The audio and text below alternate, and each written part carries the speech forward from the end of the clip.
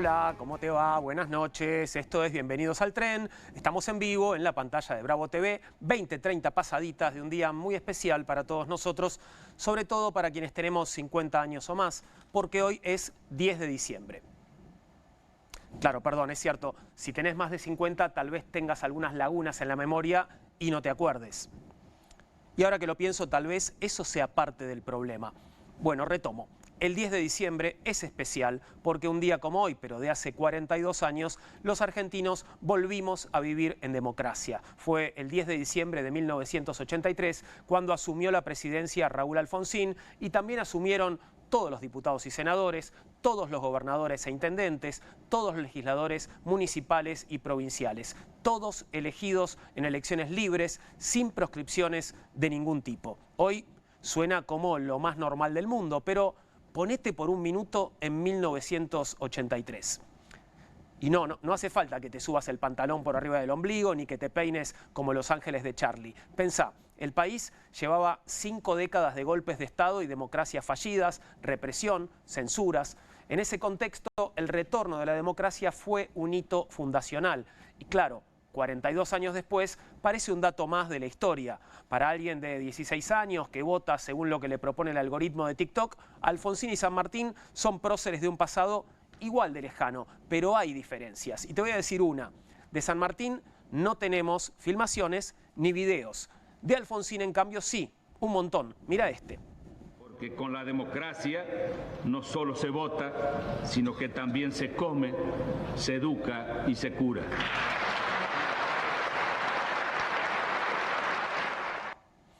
¿Se te pianta un lagrimón?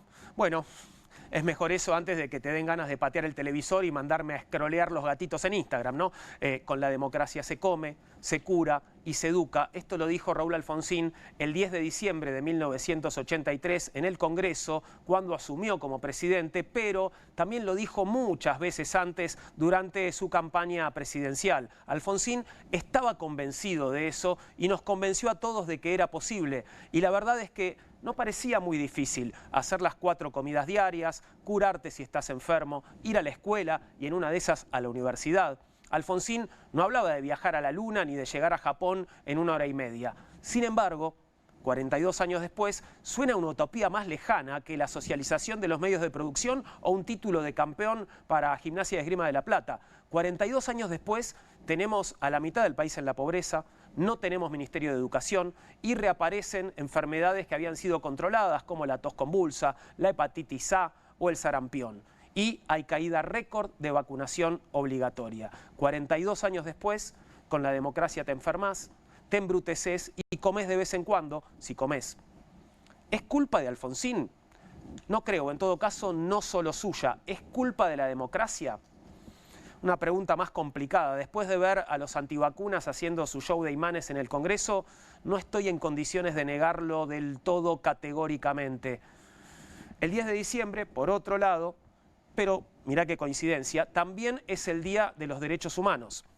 No te estoy jodiendo, ya vamos a desarrollar el tema en este programa, pero básicamente el Día de los Derechos Humanos fue proclamado por la Asamblea General de las Naciones Unidas con el propósito de conmemorar la adopción de la Declaración Universal de los Derechos Humanos. ¿Y qué es la Declaración Universal de los Derechos Humanos? Es un documento que en sus 30 artículos menciona los derechos humanos considerados básicos e inviolables.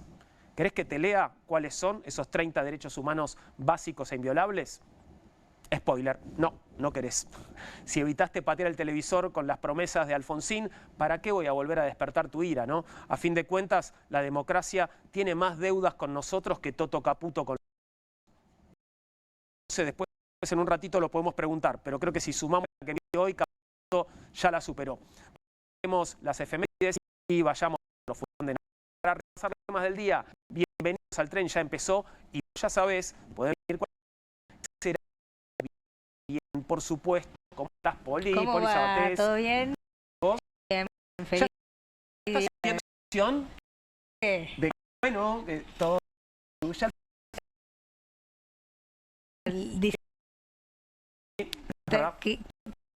¿Qué vacaciones? Perfecto. Te soy sincera. Muy bien, disfrútalo, Poli. Gracias. Sí.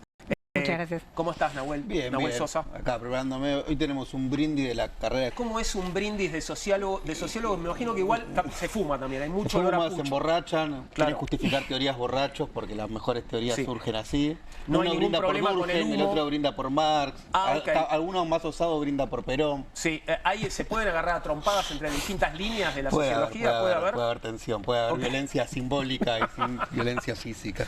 Qué lindo, violencia simbólica. Bien, vamos a dejar la violencia simbólica para dentro de un ratito, porque ahora vamos a entrar en el furgón de noticias, a donde Poli tiene un montón para contarnos. Bueno, feliz 10 de diciembre, decíamos, día Gracias, de varias igualmente, cosas. claro que sí. Entre otras cosas, día de hace 2 años que asumió Javier Milei. Además, Bueno, sí. porque bueno, se da esta coincidencia, que creo que no es tal en realidad, ¿no? De que muchos 10 de diciembre, Día Internacional de los Derechos Humanos, fue el día de la asunción de presidentes. Exacto. Hubo alguno que no. Sí, el de Néstor Kirchner, ¿no? Fue el 25 de mayo. Bueno, por todo lo que fue esa transición presidencial. Lo de Alfonsín fue una elección. Sí, exactamente, pero 10 de diciembre se supone que en general es la asunción presidencial y efectivamente lo fue así en el caso de Javier Milei, que hoy hace 2 años se ponía la banda presidencial y asumía como el primer presidente liberal libertario de la República Argentina. Bueno, algo que celebró en sus redes sociales no solo el propio Javier Milei, sino La Libertad Avanza. Y como a vos te gusta darte los gustos en vida, te traje Gracias, Poli. un pedacito del video que hizo conmemorativo este gobierno para celebrar. Ah, hicieron un video hoy. Sí, Ok. te lo quiero decir textual, la reconstrucción de la Argentina. Así lo Pero que ya llaman. la reconstruyeron. Bueno, 2 años del inicio de la Ok. reconstrucción de la Argentina, así lo celebraba La Libertad Avanza en sus redes sociales. Mirá. Hoy se cumplen 2 años desde que asumió el presidente Javier Milei y empezó una nueva era en la Argentina. ¡Viva la libertad, carajo! ¿Te acordás cómo vivíamos antes? Vivíamos en el caos. Milei prometió terminar con los piquetes y cumplió.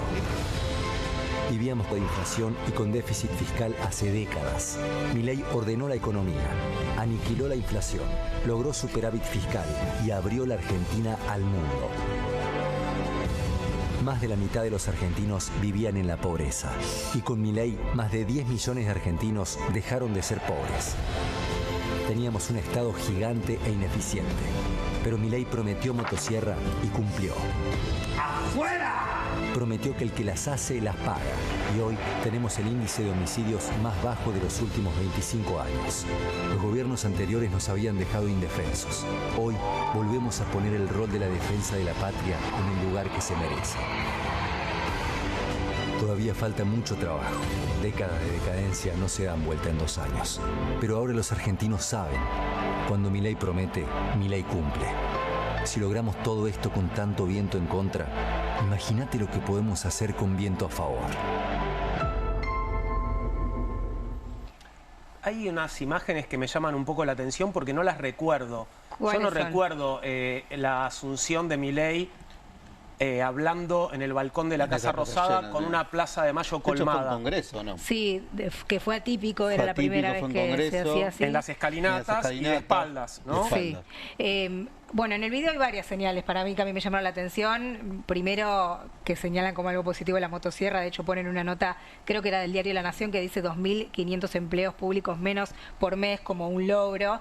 Y sobre todo el final del video, donde dicen si esto lo logramos con viento en contra, si todo esto lo logramos con viento en contra, imagínense que lo que vamos a lograr con viento a favor. Que sería lo que Obviamente, tiene ahora. O sea, están hablando del Congreso, claramente, porque hoy también 10 de diciembre se renueva la Cámara. Ya habían jurado diputados y senadores, pero hoy asumen Bueno, los nuevos viento en contra legisladores. dudoso porque la ley de base se la votaron toda. Bueno, es una buena observación porque Y hasta no ahora fue pudo cualquier hacer... ley, fue una ley Sí. con reformas estructurales. Bueno, ahora parece que se viene la profundización de eso, pero bueno, con este video celebraba el gobierno sus primeros 2 años en un buen escenario, porque acaban de ganar las elecciones, lo venimos contando, y como decía recién, hoy se renuevan también las cámaras en el Congreso de la Nación y lo que viene, que ya lo vamos a hablar, pero este video lo agarró a Javier Milei en Oslo, en Noruega, Claro. porque como contaban ayer, viajaba para la entrega del Premio Nobel de la Paz.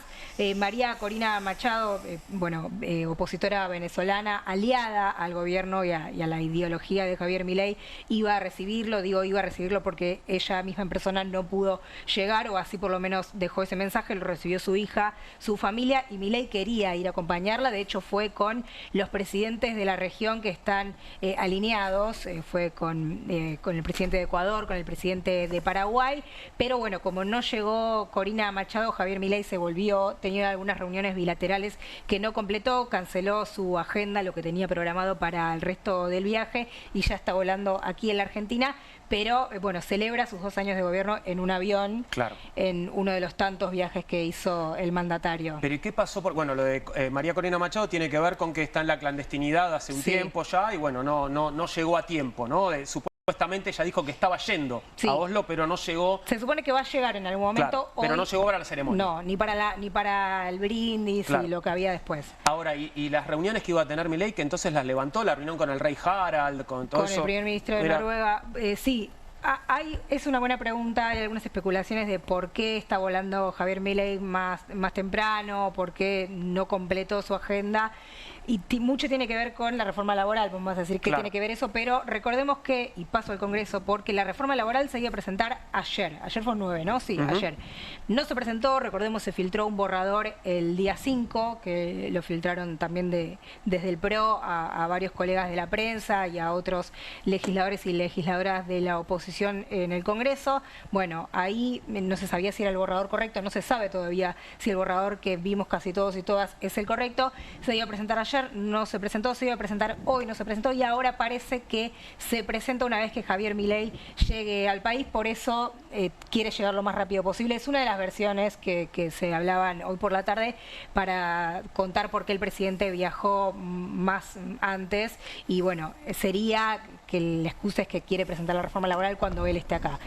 O sea, quiere estar presente en el momento de la presentación. De que ingrese por, bueno, lo que pueda llegar a despertar, y además porque es muy importante para el gobierno esta reforma. Como decía, hoy no solo se renueva el Congreso, sino que además empiezan las sesiones extraordinarias que se van a llevar a cabo hasta el 30 de este mes. Lo primero que se va a tratar de aprobar por parte del gobierno es el presupuesto, el primer presupuesto de estos 2 años de gestión de la era Milei, porque recordemos que hasta ahora no lo hubo, y después el énfasis está puesto en la reforma laboral, que entraría por el Senado, por la Cámara Alta, todo un dato, porque bueno, habla de la fortaleza que tiene el gobierno en esa Cámara. Y bueno, decía, hay varios borradores dando vueltas, no se sabe todavía bien cuál es la reforma, si bien Adorni dijo que ya está cerrada y que no se le van a hacer modificaciones, pero se espera que no sea muy progresiva para los trabajadores. Por eso tenemos para compartir el fragmento de una de las interlocuciones de uno de los cosecretarios de la CGT, Jorge Sola, el secretario general del Sindicato del Seguro, que hoy hablaba más temprano y hablaba de qué camino podría tener, ya no parlamentario, sino judicial, esta reforma, si se aprobara tal como se cree que va a ser. Esto decía, mira. Si saliera así, va a ser tachada de inconstitucionalidad en muchos juzgados, porque viola el principio de la norma más favorable para el laburante. Los que saben de derecho saben que lo primero que tiene que suceder para que un juez pueda llegar a una conclusión, que ante la duda el principio más favorable tiene que favorecer al trabajador. Esto lo sacan, esto es inconstitucional, va en contra del artículo 14 bis. El derecho a la huelga reglamentan actividades esenciales que el derecho internacional no permite y que la propia Constitución tampoco. ¿Ustedes van a reclamar la inconstitucionalidad concretamente en caso de que se apruebe? Así como está, sin duda que va a haber muchas inconstitucionalidades.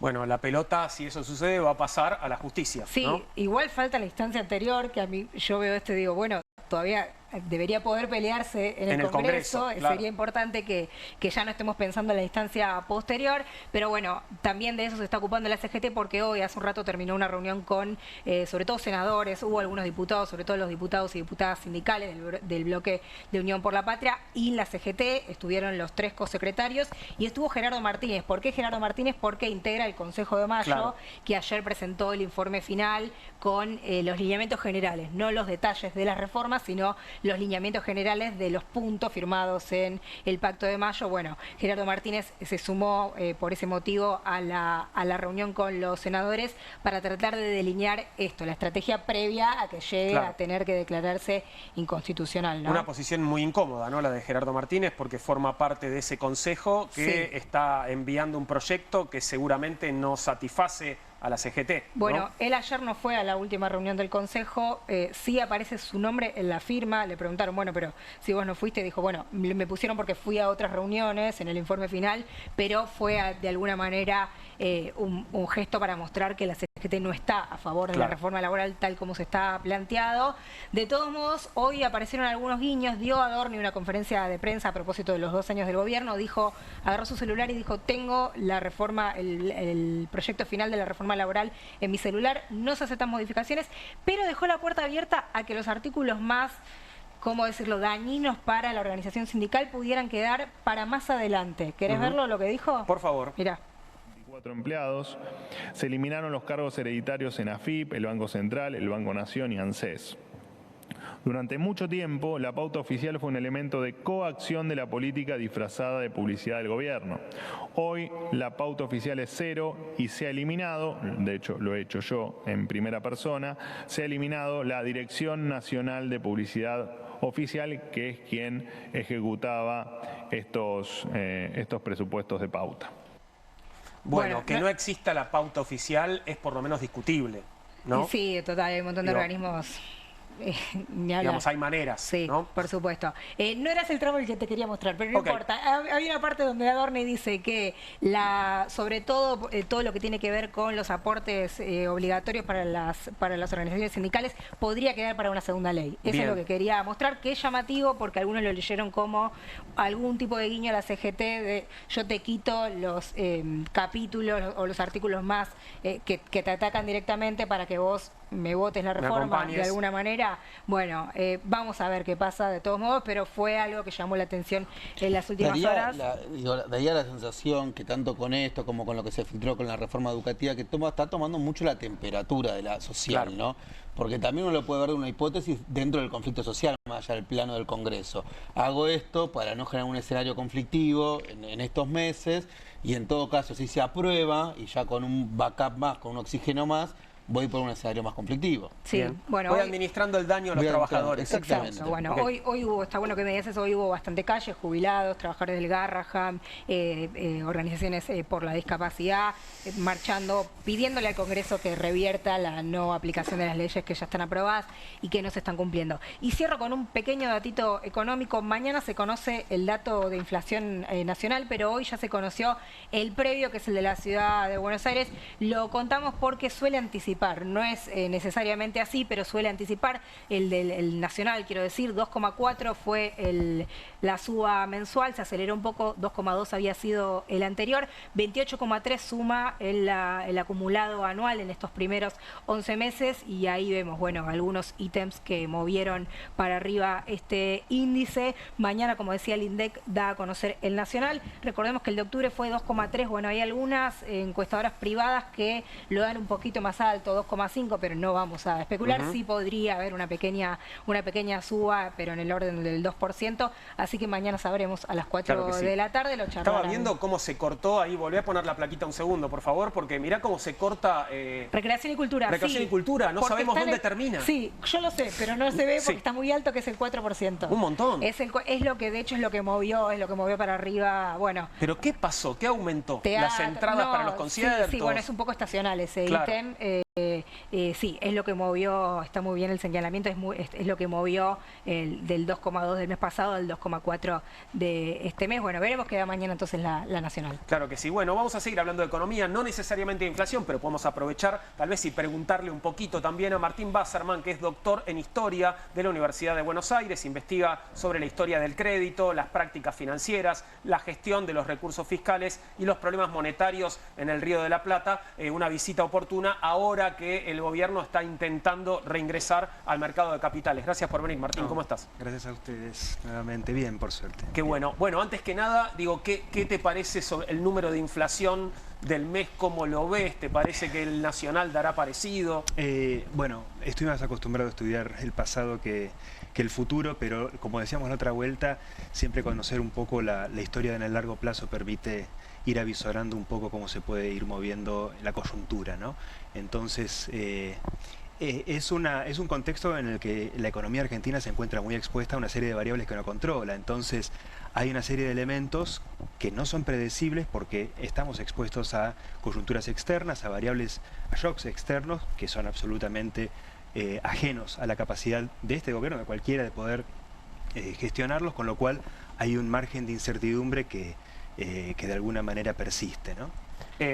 Esto me hizo acordar igual otra de las falsedades que había en el video de festejo de los 2 años del gobierno de Milei. Aniquiló la inflación. Bueno, la bajó sensiblemente, pero me parece que aniquilada... Bueno, aniquiló los salarios. Bueno, esa parte no la pusieron, claro, esa parte no la pusieron, pero aniquiló la inflación con una inflación de arriba del 2% por mes. Bueno, esto en otro tiempo a Patricia Bullrich la habría indignado y mucho, ¿no? De hecho, así era, ¿no? Cuando presentaba el índice Congreso. Pero vamos al tema del que vamos a hablar con Martín, que es justamente el manejo de la deuda de la administración de Javier Milei, o en particular de Toto Caputo, que va por más. ¿Logrará Argentina reingresar al mercado de capitales en las condiciones deseables, en todo caso? A ver, recién ustedes mencionaban el tópico inflacionario. Sostener la inflación controlada a expensas de una recesión económica es un punto de equilibrio que quizás no sea demasiado complejo lograr, ¿no? Más complejo sería disminuir la inflación sosteniendo tasas de crecimiento económico considerable. Dicho esto, acceder a los mercados de capitales puede ser complejo con ciertas condiciones y no tanto con otras. Hay un elemento que no es menor, y es que el gobierno efectivamente está accediendo a recursos por la vía crediticia de una manera que en principio pareciera ser muy favorable, es decir, a bajo costo, bajas tasas de interés, un cupón accesible. Se negoció bastante cerca del valor nominal ese cupón. Y esto de alguna manera es demostrado como una suerte de logro político, porque se ha accedido a recursos no por la vía compulsiva, que sería la vía fiscal, sino por la vía crediticia, que estaría en principio siendo una suerte de comodín para demostrar la solvencia fiscal, la solvencia presupuestaria, la solvencia financiera del gobierno, ¿no? Entonces, acceder a los mercados de capitales es posible en la medida en que se realicen una serie de concesiones o los gobiernos ofrezcan una serie de compromisos que coincidan con los horizontes de expectativas de los potenciales inversores. Entonces, la cuestión es cuáles son esos compromisos que este gobierno o que cualquier gobierno puede llegar a ofrecerle a potenciales inversores, es decir, futuros acreedores, para poder acceder con ciertos términos de intercambio, ciertos términos de negociación a la negociación financiera, ¿no? Sí, hay que preguntarte, Martín, a ver, nosotros tenemos una historia de, sobre todo a partir de los 90, de lo que se conoce como un proceso de financiarización, ¿no? Que para el que no lo sabe, además de financiarización económica, esto es que un montón de agentes no financieros, es decir, los ciudadanos comunes empiezan a tomar prácticas financieras, ¿no? Tarjeta de crédito, vas a una cueva, no hay un montón. La Argentina tiene una particularidad que tiene un mercado cambiario muy importante. Y también tiene la particularidad de que los mercados de capitales, en su momento, sobre todo pienso en las 90, post-convertibilidad, o corregime, trajo también después sus consecuencias negativas. Es decir, no necesariamente acceder a un mercado de capital de por sí puede ser un triunfo, puede ser un logro, sino que puede después tener consecuencias para una economía estructural bastante complejas. Vos, tomando un poco la historia nacional de nuestro país, ¿qué advertencias pensás que hay que tener cuando el gobierno festeja con casi manera desmesurada entrar a los mercados de capitales? A ver, así como no podemos conocer el futuro, en todo caso podemos llegar a predecir algunos elementos, también es cierto que cada coyuntura tiene algunos rasgos que son singulares, pero algunos elementos de una estructura que suele quizás repetirse, ¿no? Hubo modelos de política económica en clave financiera que de alguna manera parecieran recuperarse y reverdecer a la luz de una serie de singularidades y de novedades que no son menores, ¿no? pero teniendo en consideración las políticas económicas y más particularmente las políticas financieras y las políticas monetarias que se llevaron adelante durante ministerios como el Martínez de Hoz, más adelante durante el primero de los dos gobiernos de Carlos Saúl Menem, hay algunos elementos que permitirían avisorar algunos resultados posibles, no deseables por supuesto, pero dada la configuración y una serie de similitudes parecieran estar en ese horizonte. A ver, si nosotros pensamos en primera instancia ¿para qué se está tomando esta deuda, ¿no? Hay un elemento, podemos redimirnos de las pruebas porque de alguna manera los propios funcionarios han planteado esto. La intención de acceder a estos recursos por la vía crediticia, en el corto plazo por lo menos, es cubrir una serie de vencimientos en el corto plazo verdaderamente, a comienzos del año próximo, comienzo de 2026. Tomar más deuda para pagar deuda anterior. Efectivamente. Ahora, ¿para qué? Uno diría, bueno, es razonable, ¿no? Es decir, hay que cumplir una serie de compromisos, después se puede discutir en otro registro del problema cuán legítimo o no es el compromiso asumido previamente. Pero son recursos tomados para pagar deudas vigentes preexistentes que tienen vencimiento próximamente. Ahora, los propios administradores de estos recursos están planteando que el cumplimiento de este pago a estos vencimientos tiene por meta, por objetivo, intentar disminuir el riesgo de incumplimiento, es decir, demostrar a potenciales inversores que Argentina tiene un bajo riesgo país o seguir contribuyendo a su disminución. La pregunta entonces es, ¿para qué disminuir el riesgo país? Bueno, la respuesta más o menos automática es para poder sostener las garantías de poder acceder al mercado de capitales en el futuro. Y entonces, como de alguna manera lo sugerís vos, Juan, se está tomando deuda con el objeto último de poder sostener en el futuro inmediato y en el mediano plazo también la posibilidad de seguir accediendo al mercado de capitales. ¿Para qué? Bueno, en el corto plazo es más o menos predecible, para sostener un tipo de cambio que no tenga impacto inflacionario por la vía del pass-through, para sostener la posibilidad de cubrir el déficit comercial resultante de la apertura comercial, para sostener los déficits de la balanza de pago, de la cuenta corriente, es decir, no para sostener el financiamiento de la ciencia y de la tecnología, del sistema educativo, del sistema previsional, del desarrollo de infraestructura pública. Es decir, para sostener con recursos obtenidos a crédito una serie de elementos que no están sostenidos o que no estarían sostenidos por la riqueza generada por un oportuno crecimiento de la economía nacional, que serían obviamente en esa otra alternativa, que no es la que pareciera avisorarse, recursos genuinos redistribuidos por vía fiscal, ¿no?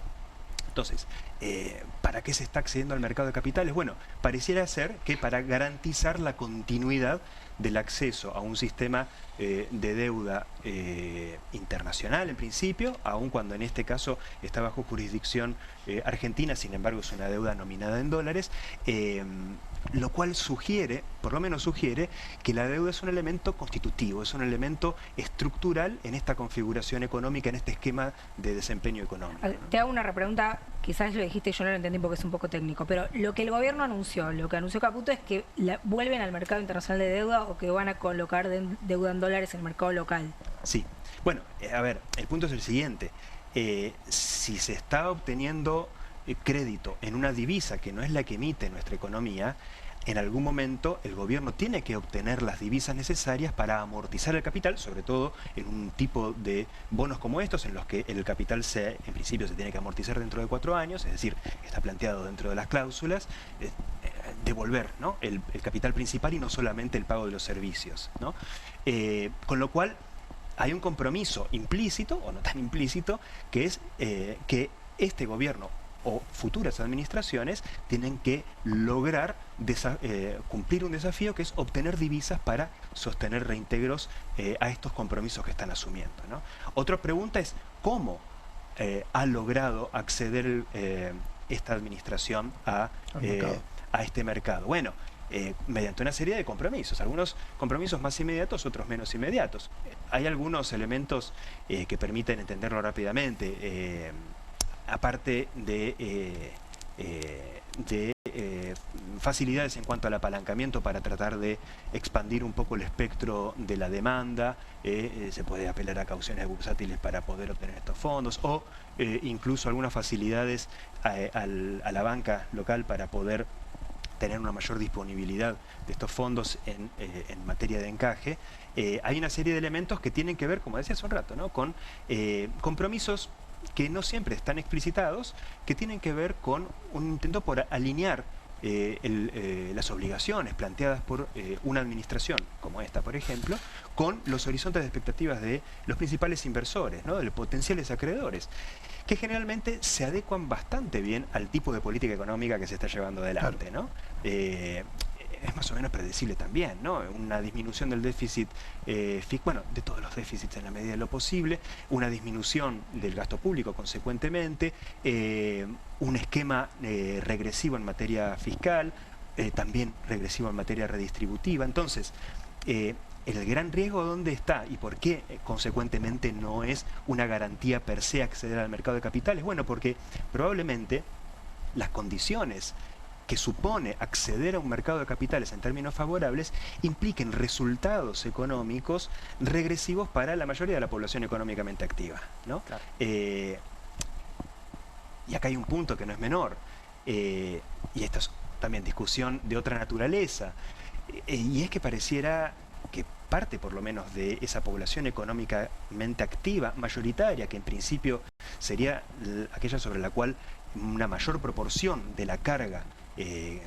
reposaría en este esquema distributivo regresivo, pareciera todavía convalidar políticamente las implicancias de este tipo de acuerdos. Con lo cual, allí hay otro elemento que también le permite a una administración como esta poder acceder a un mercado de capitales. Pareciera contar, vuelvo a decirlo, es más especulativo, pero pareciera contar con la aprobación o la convalidación de una buena parte de esa población que asumiría los costos implicados en este tipo de compromisos. Ahora, traté de seguir tu hilo, no es fácil, ¿no? Digo, si uno no es especialista como vos, pero me falta una parte en esto de que parece ser como entrar, bueno, ya estamos adentro, una especie como de espiral ascendente de deuda, pero falta la parte en la que el gobierno acumula esas divisas para poder pagar después, si te sigo bien, además de los servicios, el capital, ¿no? La pregunta, Juan, es si se supone en este tipo de configuraciones de política económica la existencia de una acumulación de esas divisas. Hasta ahora la gran carta en la manga pareciera ser intentar tener la garantía de continuar accediendo al mercado de capitales, más que acumular. Bien. Pero es un poco cortoplacista, ¿o me equivoco? Es bastante cortoplacista. Claro, porque el día de mañana cambia el escenario político, tiene una derrota electoral del gobierno del 2027, o hay un clima social complejo en el 2026, esto es como muy volátil. Bueno, a ver, la crisis de la convertibilidad, que creo que recordamos particularmente para diciembre de 2001, empezó entre el 97 y el 98. Es decir, tuvo una historia que comenzó cuando empezó a haber una serie de reflujos de capitales internacionales por crisis que estaban ocurriendo en el sudeste asiático, en Rusia, que hicieron que los capitales internacionales comenzaran a retraerse de ese tipo de economías emergentes. Lo hacen consecuentemente también de Argentina, y Argentina estaba eminentemente expuesta y vulnerable también consecuentemente a la necesidad de capitales que por la vía financiera llegaran para sostener lo que en ese momento estaba dispuesto legalmente, que era una base monetaria sostenida por una paridad de la que ahora este gobierno, por eso aquí hay una singularidad, este gobierno tiene la posibilidad de devaluar si lo creyera necesario, ¿no? Entonces, el horizonte de la acumulación de divisas, que puede estar enunciado discursivamente, sin embargo, no pareciera estar garantizado tan automáticamente a partir de este tipo de configuraciones en materia de política financiera, ¿no? La pregunta de siempre, no sé cómo hacerla, pero ¿puede salir bien esto? Y vamos, y si sale bien. Bueno, la otra vuelta escuchaba a otro colega responder este tipo de preguntas con otra pregunta que me parece muy pertinente. ¿Qué significa que salga bien? ¿No? ¿O para quién, no? ¿O para quién? Bueno, que de alguna manera también se condice una cosa con la otra, ¿no? A ver, el sector financiero claramente encuentra muchas ventajas. Y esto es razonable, tampoco hay que demonizar a los sectores económicos porque tienen sus propios intereses y son coherentes consigo mismos. Aquí no se trata necesariamente de demonizar a tal o cual sector o ni siquiera tampoco demonizar los mecanismos del endeudamiento o del acceso al crédito, porque en última instancia depende de cómo se sitúen en un contexto políticamente más amplio. Ahora, ojalá salga bien para la mayoría de la población. Es difícil avisorar de qué manera eso sería posible. Es bastante más fácil entender de qué manera esto podría favorecer, por lo menos en el corto plazo, a algunos sectores que socialmente son minoritarios y que económicamente son muy importantes. Pero, como decía un economista, en el largo plazo generalmente estamos todos muertos, ¿no? Entonces, ese es el gran dilema entre el corto y el largo plazo. El tema es si estamos muertos en el corto plazo, ¿no? Ese es otro problema. Claro, sí. Martín, muchas gracias por haber estado con nosotros. Bueno, por lo menos terminamos con una sonrisa, ¿no? Sí, me asustó un poco el cierre. Sí. Bueno, no, pero era un chiste. No, sí. Era un chiste. Preguntaba lo de si sale bien porque se acuerdan que al principio del gobierno, ya a propósito de que hoy se cumplen 2 años, era una pregunta que se hacía mucho. Ya Claro. no se escucha tanto. O esto termina mal. Era el Ya no se típico. escucha tanto el y si sale bien, ¿vieron? Claro, claro. Ni los propios La pregunta, digamos, trolls que del es gobierno. sí, una pregunta igual que no venía en general digamos, de adherentes al gobierno, ¿no? Bueno, o en las redes gente sí. en la duda. En ¿o las no? redes decían, como ustedes pronostican que esto va a salir mal y si sale bien, ya creo que son muy pocos los que se animan a hacerse siquiera esa pregunta, ¿no? Efectivamente. Bien, vamos a pasar a otro tema ahora, porque no solamente se renueva el Congreso de la Nación, también se renuevan las legislaturas y vamos a hablar en particular de la renovación de la legislatura de la ciudad de Buenos Aires y tenemos a un flamante legislador porteño que es Alejandro Pitu Salvatierra. Bienvenido, Pitu, ¿cómo andás? ¿Todo bien? Hola Juan, ¿cómo estás? Buenas noches. Buenas noches, gracias por venir. No, por favor, gracias por invitarme. Bueno, ¿ya arrancó? ¿Ya te sentaste? ¿O todavía no? Ayer, sí, ayer. ¿Qué Ayer, tal? ¿Cómo fue eso? Y muy especial, muy... Un momento emotivo, ¿no? Sí, Obviamente. sí, hay toda una vida de militancia atrás de eso, hay 20 años de militancia, está mi vieja, el recuerdo de mi vieja, el recuerdo de muchos compañeros que pasaron por la vida de uno, la alegría de los compañeros fuera de la legislatura que ocuparon toda la calle. Estaba lindo, fue un lindo día, un día emotivo, no siempre se da que una persona de los sectores que pertenezco yo, los sectores populares, vendríamos a decir, llegue a la legislatura y... Primera vez, de hecho, ¿no? Sí. Vos y Mariana González, Sí, sí. primera vez en la Mariana historia. González, que viene de una problemática de situación de calle, que también es una problemática muy sensible en la ciudad de Buenos Aires. Me parece que esas voces son interesantes tenerlas dentro de la legislatura, no todo tecnicismo, no todo es sabiduría iluminada, sino que hay veces que la sabiduría popular también es importante incorporarla y la política es un elemento, me parece interesante para que incorpore la visión de determinados sectores que están subrepresentados en línea general en la política nacional. ¿Y qué escenario te imaginás? Digo, ¿cómo va a ser la batalla? Por ¿no? primera vez somos la primera minoría en muchos años, bien. con 20 legisladores, y hay una legislatura que bastante diversa, diría yo, por ponerle una palabra, ¿no? Porque está el bloque del arretismo, está el bloque del radicalismo, y la izquierda también, los libertarios, también está el PRO, estamos nosotros, con distintos números, la primera minoría somos nosotros, pero bueno, creo que hay posibilidades de muchos acuerdos, de posibilidades que no venía viendo en la legislatura años anteriores, en donde había una mayoría del casi oficialismo, automática, ¿no? del oficialismo, casi una escribanía, diríamos nosotros, para eso hacer la legislatura. Yo ahí, Pitu, te quería preguntar, bueno, vos tenés un muy buen laburo en las comunas, yo he ido incluso, que vienen haciendo ahí laburos educativos, sociales. Por un lado, preguntarte qué propuestas o proyectos te estás imaginando para llevar en el 2026 a la Legis. Y por otra parte, también viste que últimamente hubo un debate en redes, que después se llevó un poco también a la tele con respecto al tema de la urbanización de la 31, ¿no? Que los libertarios salieron muy fuertes ahí con la idea de que hay que pagarle a la gente, el mercado, para que se vaya. Sí. Bueno, un Ahí poco, tuviste el video de Ramiro Marra. el video de Ramiro Marra, ¿no? Volvió a estar en la agenda pública, vos el tema lo venís laburando. Bueno, me gustaría un poco eso, conocer con qué andás pensando. Bueno, no, la lucha de las villas en la ciudad de Buenos Aires es una lucha histórica. Siempre nos quisieron echar, nunca nos... Una parte de la comunidad porteña no nos considera parte de la ciudad, es algo histórico. Creo que la ley que termina un poco en la discusión política sobre si las villas se quedan o se van es paradójicamente una ley del menemismo, que es la ley de arraigo, en donde bueno se define que las villas se quedan donde están y que deben ser integradas urbanísticamente al resto de la ciudad. Debe ser urbanizada, dice esa ley. Después nosotros aportamos otro criterio. No, a mí me parece que la ciudad necesita tener un proyecto de integración urbana de mediano y largo plazo, con una inversión sostenida, que vamos a necesitar por lo menos 10 o 15 años para terminar de integrar urbanísticamente a todos los barrios, que sea previsible, con tiempo, que los vecinos no sean... Porque hubo algunos intentos en la gestión de la reta de integración urbana, como en la Rodrigo Bueno, en el Playón de Fraga o en la Villa 20 y en la 31. Creo que el más acabado es la Rodrigo Bueno. Creo que la Villa 20 se quedó a media porque terminaron siendo 20 torres y que ahora te tapan la villa, que sigue estando atrás de las 20 torres. La Playón de Fraga está muy lindo pasar por Triunvirato, pero a la izquierda sigue teniendo la villa y a la derecha los edificios, entonces termina como a medio paso.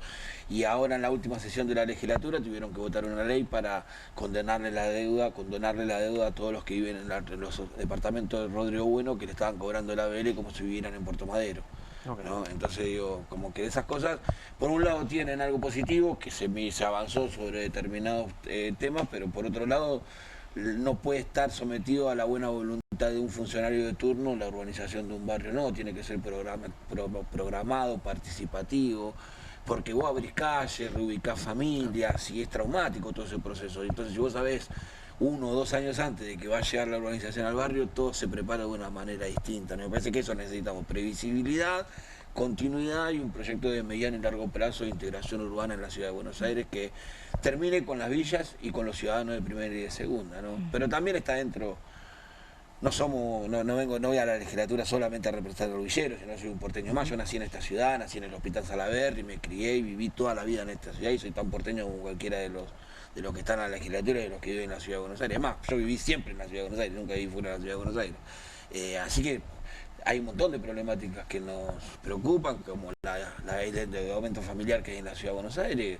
Tenemos un gran porcentaje de las familias porteñas que están endeudadas, si no son bancarias, en distintos lugares, pero están con deudas casi impagables. El otro día hablaba con mi hermana está endeudada 5 veces en su capacidad de pago. Es una trabajadora farmacéutica que está estable, que está en relación de dependencia y tampoco llega a fin de mes. Y viste, un día que pagaste la mínimo de la tarjeta, listo, entraste en una rueda que no salís nunca más. Y así como mi hermana, hay un montón de gente que no es de los sectores populares, porque los nuestros no se endeudan en los bancos, se endeudan en los sucuchos, que son peores, después le cobran intereses usureros. Claro. Pero hay un montón de familias de la clase media que están totalmente endeudadas y que cada vez esa deuda se va incrementando, los niveles de morosidad lo dicen los bancos. El banco el otro día Santander decía que el nivel de morosidad superaba el 15%, cosa que era un nivel histórico. Y es porque las familias no tienen recursos por cosas, algo tiene que hacer, el Estado tiene que intervenir en esas cosas. El acceso a la vivienda es otro problema que nos afecta directamente. Nosotros tenemos gente alquilando en los barrios que hace 20 años vivía en el centro de la ciudad, en la línea centro de la ciudad, digo, no en la línea Rivadavia, y hoy vive en una villa. Se fue corriendo, ¿no? Y después tenemos familias que desde el norte se van corriendo al centro, que del centro se van corriendo al sur, terminan en un barrio popular o si no en un terreno en el conurbano bonaerense. ¿Cuál es la política de la ciudad? Y después terminar con el doble estándar del jefe de gobierno, de que asumió Mauricio Macri. En la ciudad siempre ejercieron un doble estándar. Cuando discuten con el gobierno federal, discuten como un estándar de gobernador, y cuando giran a gestionar, gestionan como un intendente, te hacen bacheo y poda, y después no hay política de empleo, no hay política de estrategia de producción, no hay política de vivienda. Todo eso que está reclamando. El IBC, el sur está totalmente abandonado. Si vos ves el sur de la ciudad de Buenos Aires, necesita una inversión fuerte, la salida al Riachuelo parece no importar como importa si se va a salir al río. ¿Qué sé yo? Hay cuestiones, si vos vas a una plaza del norte y vas a una plaza del sur, te vas a dar cuenta de la diferencia de en dónde está el Estado y en dónde no está, y en dónde, para quién gobierna y para quién no gobierna, ¿no? Y me parece que el sur de la ciudad de Buenos Aires tiene unas problemáticas uniformes desde Lugano hasta Pompeya, pasando por Barraca, La Boca, pasando por Flores, por Bajo Flores, ¿no? Por la punta de Bajo Flores, por Soldati, por Lugano, por Riachuelo, todos sectores que tienen una uniformidad en la problemática, falta de infraestructura, de presencia del Estado, inseguridad, falta de acceso a la vivienda, abandono en los barrios populares, abandono en los complejos habitacionales, un riachuelo que nunca termina siendo algo potable o posible para la ciudad o que genere algún dinamismo. El desfinanciamiento hacia el año que viene en el presupuesto marca que esto es una política que va a continuar. La obra más importante en el sur, paradójicamente, es la reconstrucción de la autopista, del autódromo. para que venga una Fórmula 1, Sí, no sé no si es lo para que la más gente. nos importa Claro. en Lugano, está en el medio de Lugano, enfrente de Lugano NO. La verdad que no tengo nada contra los fierreros, pero generan un quilombo a las 9 de la mañana y un ruido que no se puede ni dormir. Y yo vivo a 20 cuadras en la villa, y de mi casa se escucha. Me imagino que los vecinos de Lugano NO se envuelven locos. Habría que pensar en reubicar ese autódromo en todo No, caso. y quieren gastar no sé cuántos miles de millones de dólares en ese autódromo, como si la ciudad no tuviera ningún problema que resolver, y acabo de enumerar Sí, sí, varios problemas. Y hablando de, bueno, felicitaciones primero, una alegría que estés en la legislatura, Pitu. ¿Cómo está el PRO en la ciudad? ¿Se lo comió la Libertad Avanza porque gobiernan? Está con intentando sobrevivir, creo yo. Creo que está intentando sobrevivir con distintas estrategias. Me parece que una estrategia, creo que al principio fue mostrar mano dura, acoplarse a la crueldad bajo el paraguas de la crueldad del gobierno nacional, avanzar sobre los recicladores.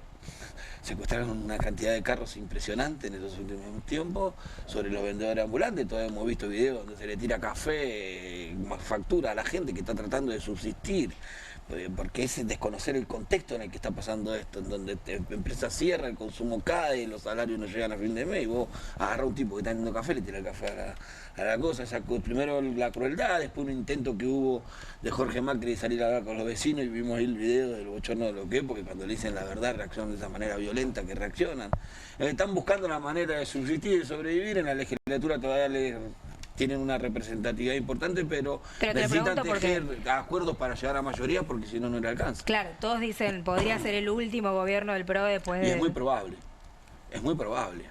Y más si sigue acoplándose a la línea del gobierno nacional y replicando en la ciudad todas las políticas y eso nacionales. abre una oportunidad para la oposición, que hoy es por la patria. Sí, abre una posibilidad, pero nosotros no nos alcanza solo.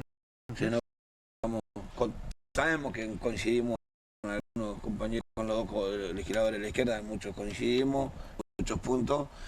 Bueno, lo que el radicalismo, lo que la que son permeables, podemos tejer algunos puentes, en algunas cosas seguramente demos acuerdo, y en otras no. Y bueno, ahí está la habilidad de la política, de poder tejer acuerdos, y para eso estamos, venimos acá a eso, a mostrarnos también abiertos a posibilidades de construir acuerdos. ¿Cómo te imaginas que jugará el larretismo? Porque es un poco como, bueno, una especie de novedad, ¿no? Separada del PRO. Si tengo que llegar hasta ahora, jugar los propios intereses del larretismo, va a tratar de ser un bloque independiente y jugar, en algunas ocasiones lo vamos a encontrar jugando con el PRO, porque no dejan de ser una extensión del PRO, o personas que hasta hace poco militaban dentro de ese espacio, y en otros momentos lo vamos a encontrar quizás más cerca de nosotros con alguna propuesta. ¿Y los libertarios? ¿Qué onda? Y ahí, bueno, yo creo que ellos van a intentar ir hacia el 2027 construyendo una buena candidatura que fue la jefatura de gobierno. Pareciera ser que Patricia Bullrich se lleva todos los premios, ¿no? Sacó el 50% de los votos en la ciudad de Buenos Aires. Claro. Habría que va a ser la candidata a vencer, ¿no? En el 2027. Creo que va a ser la candidata a vencer, y creo que se debería armar un gran acuerdo contra la derecha nefasta, que viene a llevarse puestos los derechos de todos los argentinos. Me parece que las fuerzas políticas opositoras tienen que ser opositoras. Por lo menos en la ciudad de Buenos Aires, porque después no pasa en ningún lado. Ahí te pregunto también por la cuestión, sobre todo ahora que se está discutiendo reforma laboral, trabajo y producción en la ciudad, es decir, en el sentido de prácticamente es una ciudad que es una de las que tiene más superávit, y sin embargo no hay una política para pymes. A los trabajadores de la economía popular, que representan más de un tercio de la ciudad, no hay una política de crédito. Entonces, un poco mechando la cuestión nacional con la cuestión local, bueno, ¿cómo estás viendo hoy, cómo te parece que desde la oposición se debería plantear un esquema de protección de derechos en términos laborales, en términos de incentivar ciertas dinámicas que hoy están quedando cada vez pareciera más atrasadas? A mí me parece que tenemos que volver a valorizar el contrato electoral. No podemos nosotros ser elegidos con una idea y con un discurso, y después a los 2 días de sentarnos en una banca pasarnos a otro bloque, de repente olvidarnos nuestras ideas, nos dejamos los valores ahí escondidos en un cajón. Parece que hay que volver a recuperar eso, el valor de la palabra, de la sinceridad. A mí me eligieron para algo, yo mañana no puedo salir votando, bueno, vamos a hacer torre en Ciudad Oculta. Sería una estupidez de mi parte. A mí me votaron para determinada cosa, y me parece que tengo que respetar el contrato electoral, y la oposición es oposición, ya sea radical, ya sea el larretismo, ya sea la izquierda, ya sea el peronismo. Somos la oposición en la ciudad de Buenos Aires, y gobierna el PRO. No sabemos si lo va a hacer en alianza con la Libertad Avanza o no, por eso siempre lo dejo ahí en una incógnita, porque nunca se sabe. Estos muchachos un día comen milanesa, al otro día se pelean, pero después van a comer milanesa, qué sé yo. Quizás mañana comen milanesa y se arreglan y terminan todos juntos en un bloque unificado, yendo a una candidatura unificada, cosa que lo veo difícil, pero puede ser posible. A mí me parece que eso, recuperar el valor de la palabra y del compromiso electoral. La gente te vota para algo. Vos conseguiste esos votos representando o a través de una fuerza política o a través de un discurso que desarrollaste en una campaña. Y vos tenés que ser consecuente con eso. Yo creo que es sencillo lo que te pide la gente. No nos mientan más. Sean consecuentes con lo que dijeron en la campaña. Totalmente. ¿20 legisladores? 20 legisladores el peronismo. Bien. Un bloque, en ese caso, sin fisuras, ¿no? Sin fisuras. Perfecto. Sin fisuras. ¿Quién al frente? ¿Leandro Santoro? No, Claudia Neira. Una compañera que viene llevando adelante hace ya 2 años el bloque del peronismo. Leandro igual se incorpora, ¿no? Leandro es parte del bloque, sí, también está Lamen, bueno, también el jefe del bloque anterior había sido Juan Modarelli, un compañero de la Cámpora, yo, está Fede Moche, bueno, me voy a olvidar de algunos, ¿no? Pero sí, 20, un bloque sólido, claro, con ideas claras, con un rumbo claro y sabiendo el rol que nos dio la población de la Ciudad de Buenos Aires, que es de ser oposición al gobierno de la Ciudad de Buenos Aires. Y ese es el rol que vamos a cumplir. Y la posibilidad de, en este nuevo armado de la legislatura, proponer leyes que le vayan mejorando la vida a los porteños, preocuparnos por las cosas que aquejan la vida diaria de nuestros porteños, a ver cómo le alivianamos. El Estado tiene que estar para ayudar al que no puede solo, sino para qué está.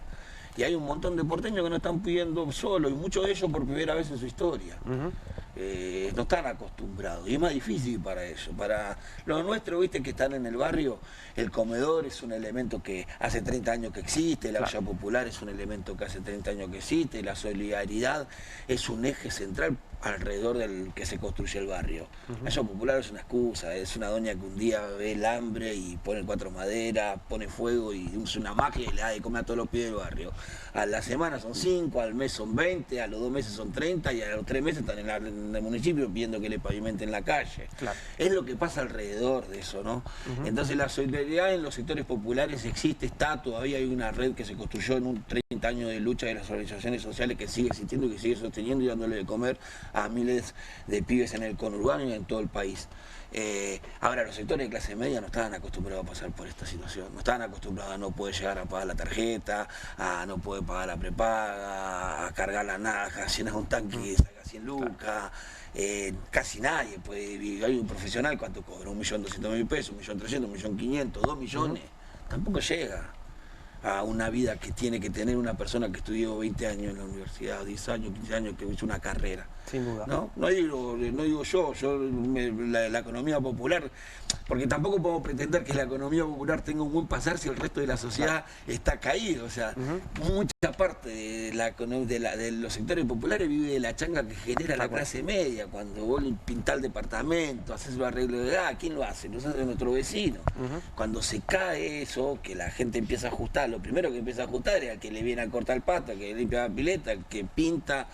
Y bueno, eso ya desapareció. Entonces, si no se recuperan esos sectores, es más difícil que se recuperen los sectores al que pertenezco yo. Y tú, que te vaya muy bien. Bueno, mucha suerte en esta gestión, por supuesto, los vamos a estar viendo. Sí, cuando guste. Muchísimas gracias. Gracias. Pitu Salvatierra estuvo con nosotros. Una muy pequeña pausa y continuamos con Bienvenidos al Tren. Estaremos hablando del Día de los Derechos Humanos, estaremos hablando de una marcha que va a llevarse adelante mañana y parece un tema que no tiene nada que ver y tal vez no tenga nada que ver. Vamos a hablar también de las vacaciones que se vienen y de destinos turísticos en la costa atlántica y cómo se están preparando en un ratito nada más. Quédate ahí que ya venimos con Bienvenidos al Tren.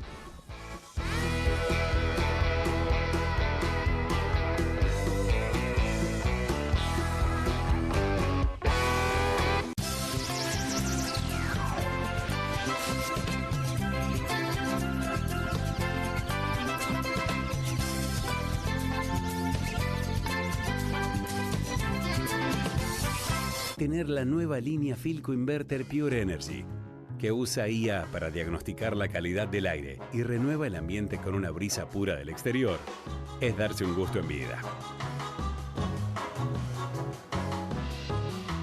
Los gustos en vida. Philco. Tommy, ibas a traer los nuevos Mulmasti palotes.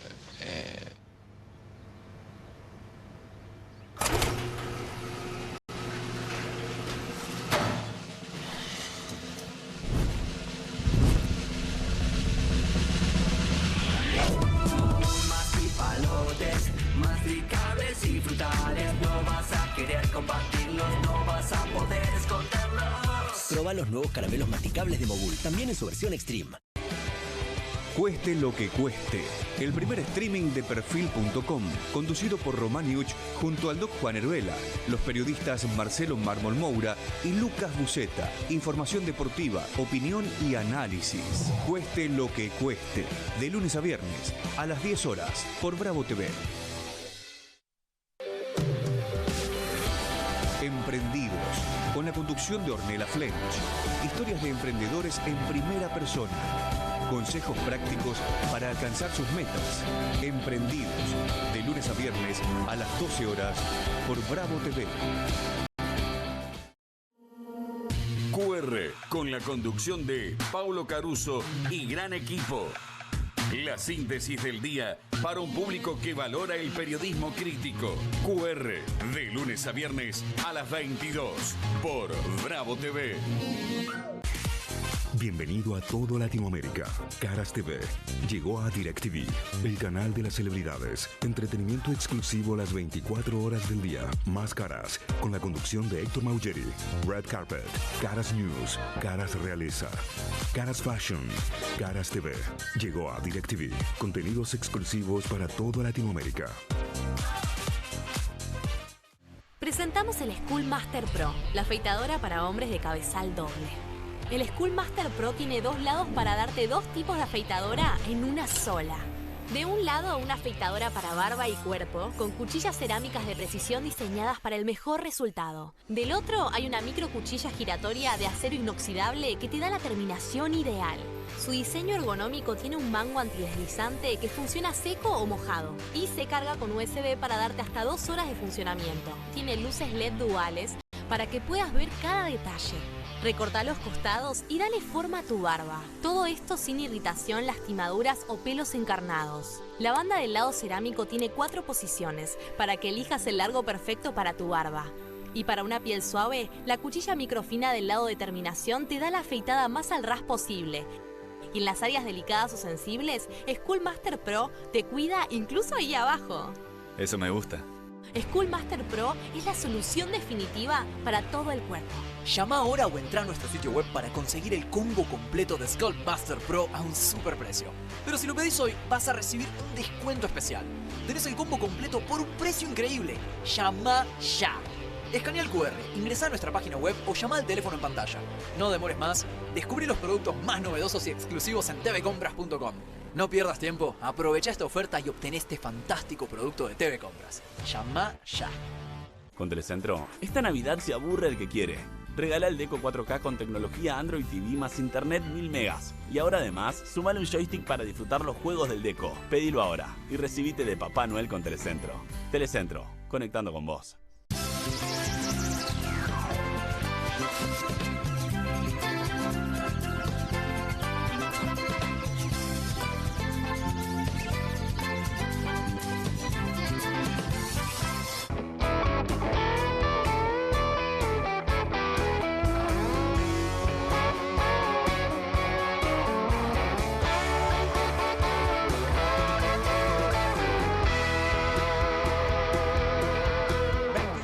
Aquí estamos de vuelta con Bienvenidos al Tren en vivo en Bravo TV y como te contábamos, obviamente ya debes saberlo, hoy es el Día Internacional de los Derechos Humanos. Mañana se va a llevar adelante la Marcha de la Resistencia a Plaza de Mayo. Vamos a hablar de estos temas con Charlie Pisoni, que es integrante de Hijos Capital, militante y nieto recuperado. Bienvenido, Charlie, gracias por estar con nosotros. Y con Félix Kraus, que es fiscal federal de causas de violaciones a derechos humanos en el terrorismo de Estado, en particular ESMA y Primer Cuerpo de Ejército de la Procuración General de la Nación. Félix, bienvenido, gracias por estar con nosotros. Gracias por invitar. Bueno, ¿cómo se vive este 10 de diciembre en particular en relación, bueno, a todos los que ustedes han vivido antes, ¿no? El 10 de diciembre de 2025, ¿qué trae? ¿Qué connotación tiene? Bueno, la verdad es que es un 10 de diciembre distinto porque estamos viviendo un momento nefasto en nuestro país. Hay un retroceso enorme en materia de derechos humanos, motivo del plan económico que lleva este gobierno, que es un plan económico similar al de la dictadura.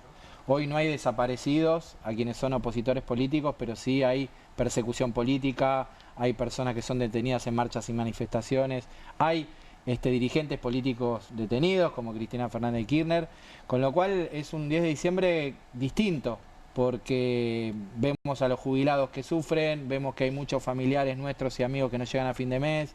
Es decir, nos juntamos mañana en la Plaza de Mayo para conmemorar esas históricas marchas de la resistencia, pero también para denunciar el momento que estamos viviendo, que es de retrocesos en materia de derechos humanos, sobre todo en un país que fue vanguardia en la materia durante muchos años, que fue vanguardia no solamente con lo que se refiere a memoria de verdad y justicia, sino en la ampliación de derechos. Nuestro país era mirado en el mundo por lo que sucedía en derechos humanos y hoy justamente se mira a la Argentina con todos los retrocesos que están pasando y lo que estamos viviendo, que es la verdad que lamentable. La semana pasada renunció el secretario de Derechos Humanos, Alberto Baños. ¿Qué balance de su gestión de estos 2 años? Bueno, fue la CIDH hace poco a negar la cifra de desaparecidos, que fue lo más resonante. ¿Cómo vieron esa gestión y lo que viene, no? La peor gestión en materia de derechos humanos que tuvo el Estado Nacional desde que se creó lo que fuera la Dirección Nacional, después subió a subsecretaría, después a secretaría, este gobierno le bajó el rango a subsecretaría. La de Baños ha sido la peor gestión por varios motivos, principalmente porque la planta se disminuyó a la mitad y no quiere decir que la planta estaba llena de ñoquis, no, es que se han cerrado áreas que eran muy sensibles y que hoy no pueden seguir adelante. Por ejemplo, si uno quiere hacer una investigación sobre algún familiar desaparecido, la CONADI, por ejemplo, es quienes buscan a los nietos, ¿no? Viaja por todo el país, hoy ya no pueden viajar de la misma manera, no pueden hacer la misma búsqueda, los nietos no se buscan con la misma intensidad y así un montón de áreas del Estado que se han cerrado, no solamente las áreas de derechos humanos, sino todas las que tienen que ver con la promoción de derechos y la protección. La gestión de Baños, de alguna manera, es el reflejo de esta gestión de Milei. Es nefasto y la verdad que nos da vergüenza que haya un funcionario argentino que no solamente niegue lo que sucedió en el pasado reciente, sino que además defienda a los criminales que torturaron y violaron a nuestros padres y nuestras madres.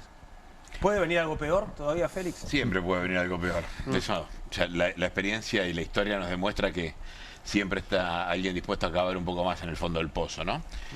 Nosotros estamos en este momento sosteniendo los juicios.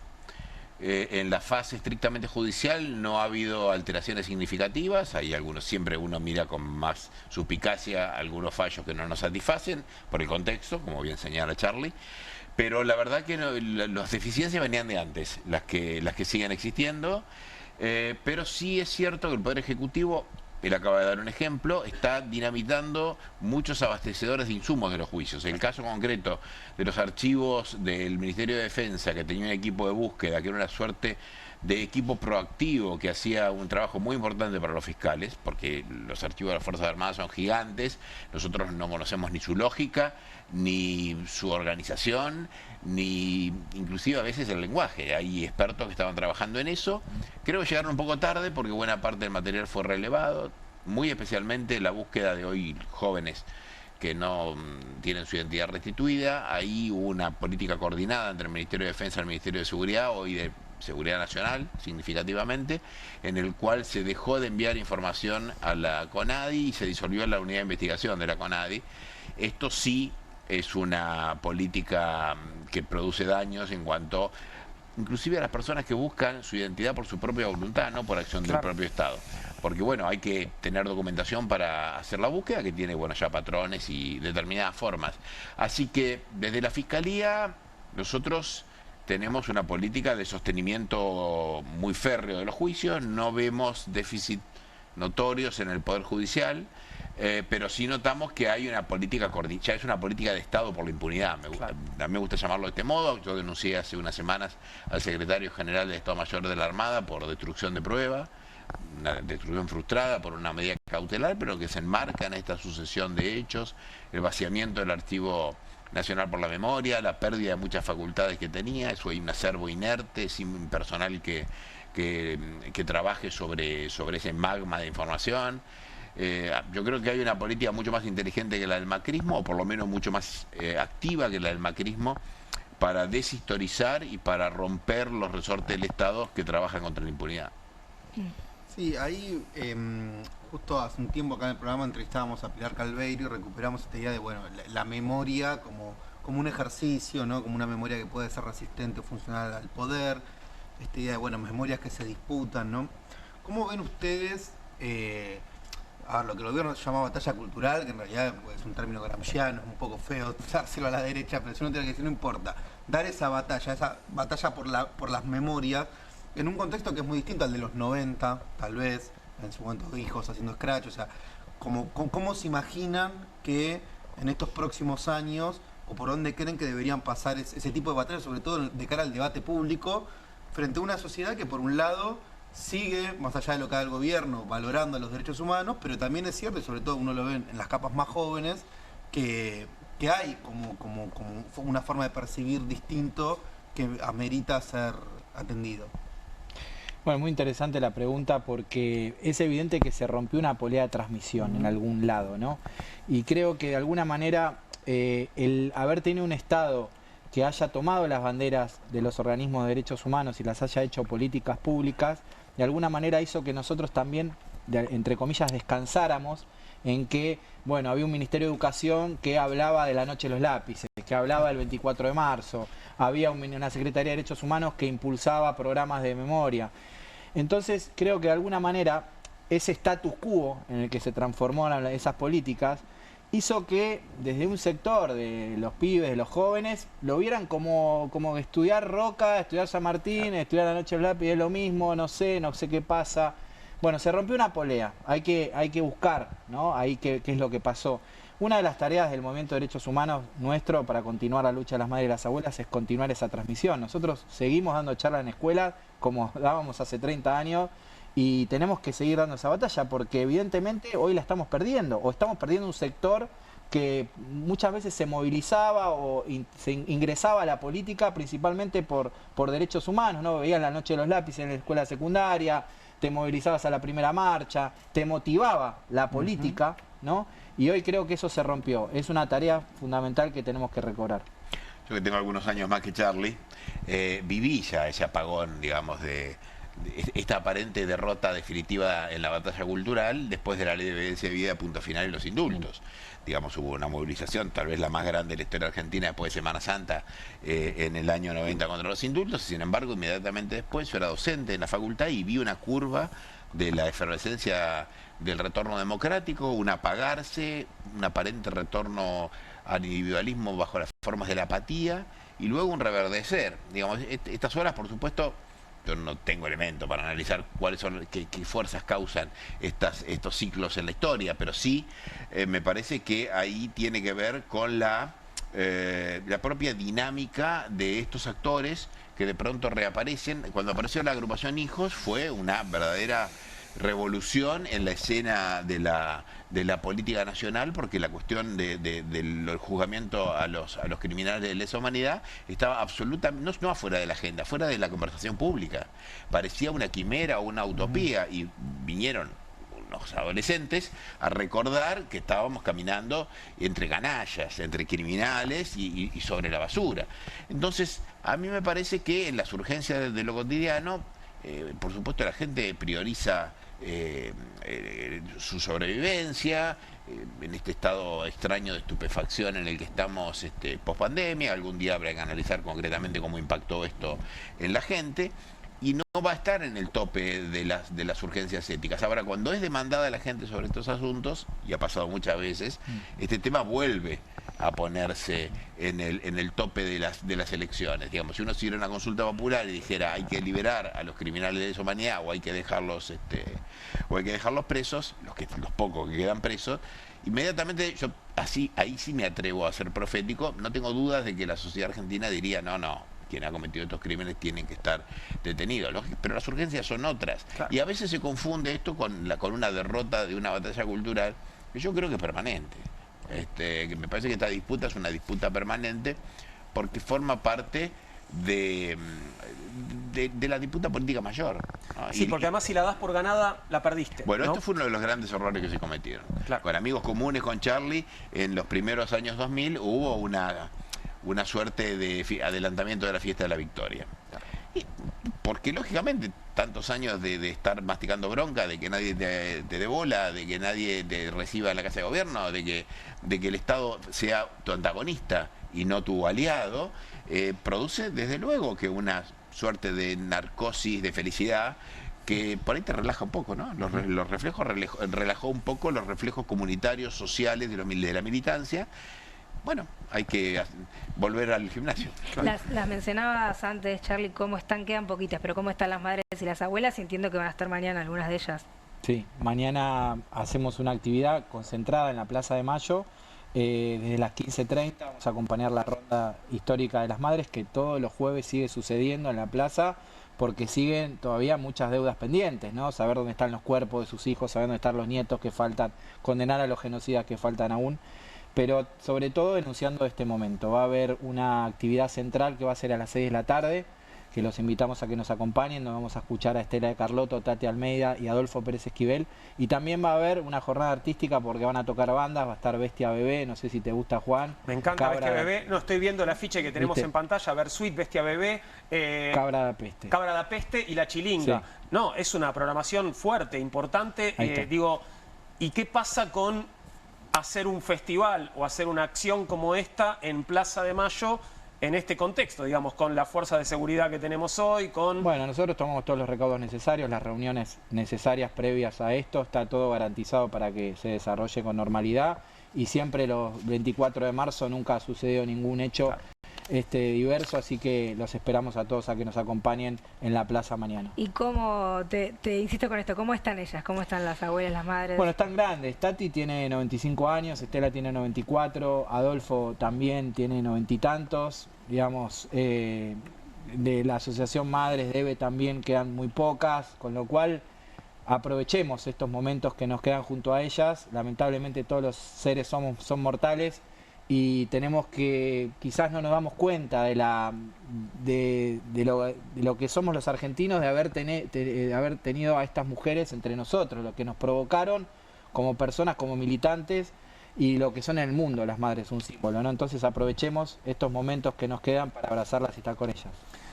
Hablabas de los 90, recordabas los 90, Félix, y lo que pasó, ese momento como de apatía, que de alguna manera se refleja también en estos tiempos. Noto, me parece que la diferencia es, bueno, la fuerte presencia hoy del negacionismo, ¿no? Que no estaba allí en los 90 y que además, digo, no tenía voces en lugares también institucionales como los tiene en la actualidad. Sí, es otro momento, es verdad. La historia se expresa en cada momento bajo su forma. Yo, más que negacionismo, diría que hay una...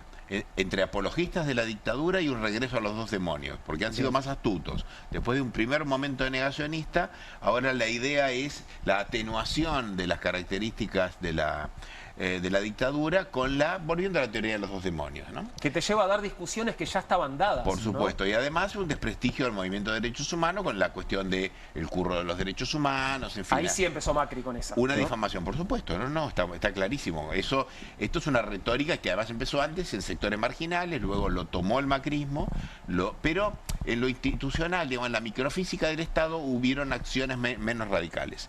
Acá lo que vemos es que este discurso es un poco errático, pero sin embargo se expresa en la destrucción de esas instancias del Estado. Por eso yo creo que, y es una invitación, una convocatoria, que los abogados, los estudiantes avanzados de abogacía, los jóvenes militantes, estudiantes de sociología, cientistas políticos, en fin, hay un deber del estudio del Estado, porque no alcanza ni con la movilización ni con la consigna, que es imprescindible, pero no alcanza porque después, cuando hay que gestionar en los momentos que el viento no está totalmente de frente, el trasvasamiento de la militancia a la acción, de la gestión inteligente, astuta, es un desafío específico. Entonces hay que preparar cuadros para el momento en el cual haya que restañar lo destruido, y además preparar los cuadros para restañar lo destruido es el primer momento de restañar lo destruido. Claro. Pero yo ahí les hago una pregunta, ¿no? Porque vos mencionabas esto de que, bueno, cuando en el 2000 cambió como que dio vuelta y hubo como cierto festejo anticipado. Ahora, también dentro del propio campo popular hay un debate en torno a cómo fue el vínculo con el Estado.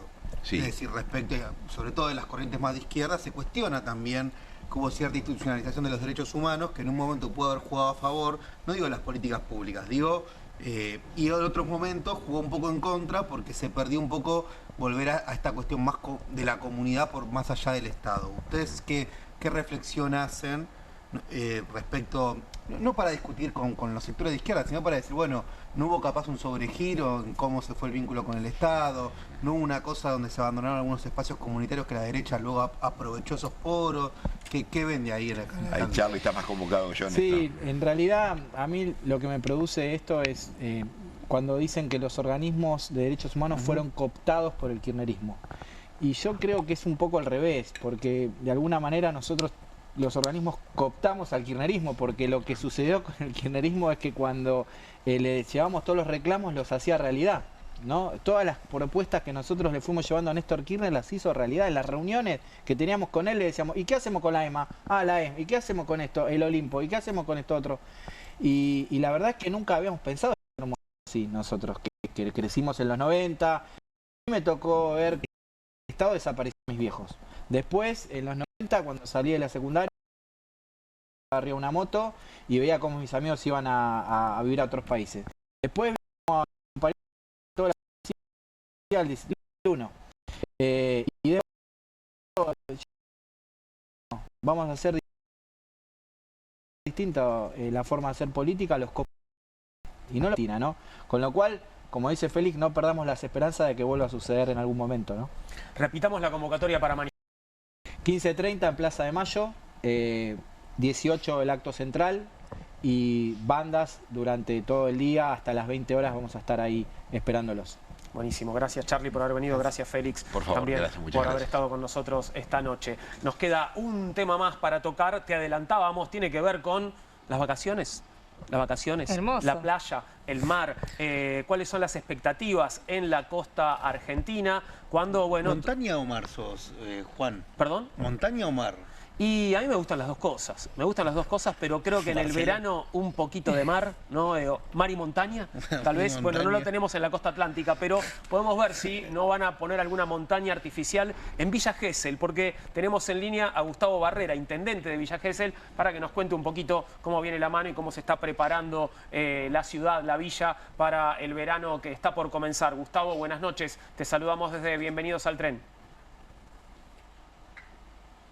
Hola, ¿qué tal? Buenas noches. Acá estamos en Gesell, esperando la temporada, como dijiste vos. ¿Y cómo está la cosa? ¿Cómo se está preparando Gesell y qué expectativa tienen? Porque la competencia, entiendo, con tal vez centros turísticos del exterior, con este dólar barato, puede ser fuerte, ¿no? Sí, la verdad que sí que nos complica el dólar barato. Obviamente nosotros nos preparamos de la mejor manera, desde lo público y lo privado, hablando con los prestadores, con los empresarios, hoteleros, gastronómicos, para tener precios competitivos. Tuvimos un buen fin de semana en noviembre, este último, bueno, no se repitió. Fue un poco más bajo el porcentaje de ocupación y esperamos tener una buena temporada. Sabemos que va a ser complejo, los niveles de reserva no son los óptimos, pero en este marco vamos a hacer todo lo posible para atraer a la mayor cantidad de turistas. ¿Cuáles son los niveles de ocupación o de reserva y en comparación con otros años cómo viene? Mira, se está hablando de un 40% de reservas para enero. Esperemos que esto vaya incrementando el porcentaje de reserva a medida que nos vayamos acercando a fin de año. La temporada estimamos que va a ser de regular a buena en cuanto a ocupación, pero vemos también una merma en el consumo, como está pasando en todo el país, ¿no? ¿Y qué pasa con bueno, el perfil tradicional de Villa Gesell, ¿no? Villa Gesell ha sido, creo, históricamente el balneario de los jóvenes, ¿no? Ahí es donde, bueno, te van muchos pibes y pibas que van ya sin sus padres, ¿no? Primeras vacaciones tal vez de forma independiente. Digo, ese perfil sigue así en Villa Gesell, digo, después también de situaciones complicadas que se dieron en los últimos veranos, ¿no? Mira, ha mermado un poco la concurrencia de jóvenes, pero siguen viniendo y siguen eligiendo nuestro destino. nosotros tenemos un abanico de oportunidades para aquellos que nos visitan, ¿no? Tenemos las localidades del sur, nuestro municipio contempla las localidades de Mar de la Pampa, La Gaviota, Mar Azul, Colonia Marina, Villa Gesell Sur, Villa Gesell Centro, Villa Gesell. Y después también una variedad de precios en alquileres y en hoteles, dependiendo si está cerca del mar o se va alejando, y también pasa en la gastronomía. Decías recién, vuelvo al tema de la ocupación, que me parece que en lo económico la proyección es importante, 40% de reserva a esta altura. Otros años o en otras épocas, a esta altura había más ocupación, menos, igual. Teníamos un poquito más de reserva, ¿no? Estábamos en 10 puntos más, 50, 55. Esta temporada va a depender mucho del clima, también depende del clima, si nos acompaña para el turista. Hoy mirando las redes, se anticipa para saber si va a ser un fin de semana bueno o no. Pero bueno, en ese marco vamos a prepararnos de la mejor manera.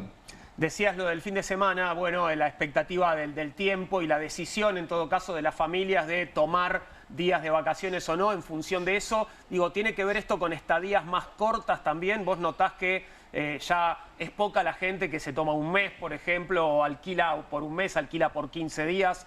Digo, ¿se han reducido las estadías? Sí, ya Juan, por un mes son pocas las familias que vienen, pero aún así se van reduciendo las estadías y se va reduciendo también las salidas, por ejemplo, gastronómicas, ¿no? Porque quizás una familia que viene una semana que salía a cenar todos los días no lo hace, o el que alquilaba sombra en un balneario no lo hace. En esta temporada seguramente vamos a ver ese tipo de inconvenientes. Pero bueno, la cercanía con el AMBA, la gran cantidad de habitantes que tiene la provincia, y Villa Gesell es el tercer destino turístico del país, así que vamos a tratar de traccionar la mayor cantidad de turismo. Tercer destino turístico del país, muy importante. Sí. La pregunta obligada, ¿cuánto sale la carpa o las sombrillas? No sé si lo sabes. Mira, hay diferentes precios, depende de la ubicación, pero ronda entre los 60 y 80 mil pesos. ¿Por cuánto tiempo? Por día. ¿Por día? Por día. Y depende la cantidad de días que las alquile, porque hay ofertas, cada balneario se va manejando con diferentes ofertas, ¿no? Y esto también depende de la ubicación del balneario. Y en cuanto a propuestas artísticas, ¿cómo viene Villa Gesell para el verano? Villa Gesell siempre se ha destacado por la cantidad de artistas que nos visitan. Tenemos diferentes teatros, hay oportunidades para disfrutar también desde lo público en nuestros espacios, en los espacios que tiene el municipio. Así que también esto, tenemos cine, así que esto también es importante para el destino turístico cuando nos vienen a visitar y quieren disfrutar de nuestras noches, ¿no?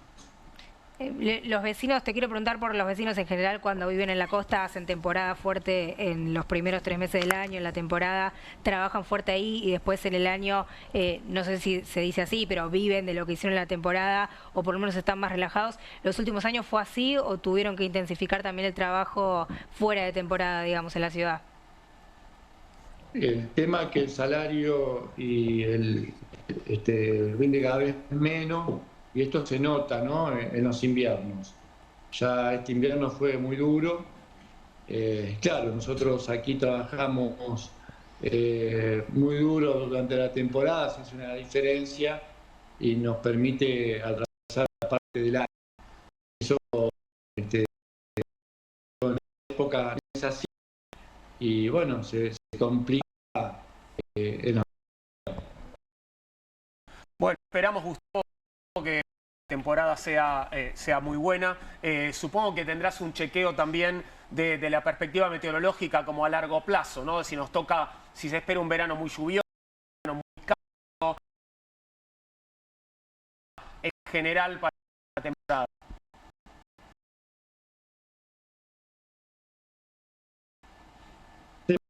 un verano tan lluvioso y con buen clima. Esperemos que sí. Claro que sí, claro que sí. Bueno, Así esperemos que bueno, Villa Gesell es el balneario que se recomienda de amigo a amigo para venir a disfrutar de nuestras playas, de nuestros bosques, de nuestra gastronomía. Claro que sí, claro que sí. Vamos a estar por ahí, ¿no que vamos a estar por ahí? Estoy para ir a Gesell. Yo era Ya. muy de ir a Gesell Sí. en mi adolescencia. Vamos para allá, Gustavo, muchas gracias. Un abrazo grande, que tengas buena noche. Bueno, un abrazo. Gracias. Hasta luego. Hasta luego. Qué lindo que veía es. los tipitos ahí que tocaban después Los de la tipitos, pegada, bueno, tocaban en la claro, haciendo peatonal. sus rondas ahí. No, en la- no se lo quise decir al aire, nunca fui a Gesell, tengo que ir. No, bueno, Tenés que ir a Gesell. Tengo que ir a Gesell, Poli. bueno. Tenés que ir a Gesell. Voy a ir a Tenés que ir a Gesell, Gesell. voy a ir a Además, podés, Gesell. podés ir ahora inmediatamente porque Bueno. ¿sabés qué, Poli? ¿Qué? Podés tomarte el resto de la semana libre. Gracias, qué Así bueno. que podés Muchas ir. gracias. Bueno, gracias por venir, Poli. Gracias, gracias. Nahuel, también. Hacemos una pequeña pausa para estar saludando en instantes nada más a Pablo Caruso porque ya comienza QR en la pantalla de Bravo TV.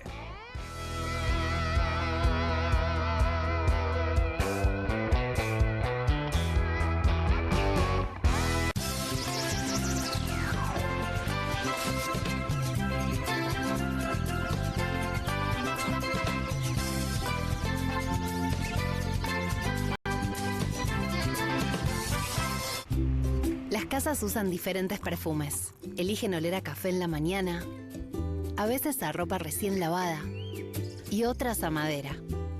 Pero cuando quieren oler a limpio, eligen Prosenex. Sentí el perfume de la limpieza. Prosenex, limpieza que se siente. Hay casa, hay freezer, hay helado, hay chocolinas, hay dulce de leche, hay helado chocotorta.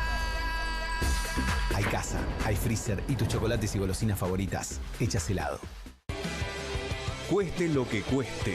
El primer streaming de Perfil.com, conducido por Román Uch junto al Doc Juan Heruela, los periodistas Marcelo Mármol Moura y Lucas Buceta. Información deportiva, opinión y análisis. Cueste lo que cueste.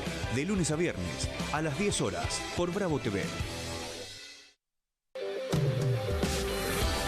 Emprendido. Conducción de Ornella Fletch. Historias de en primera persona. Consejos prácticos.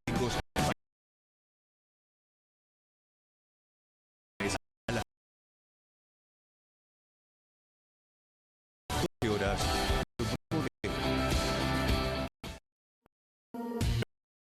Con la conducción de Pau Equipo.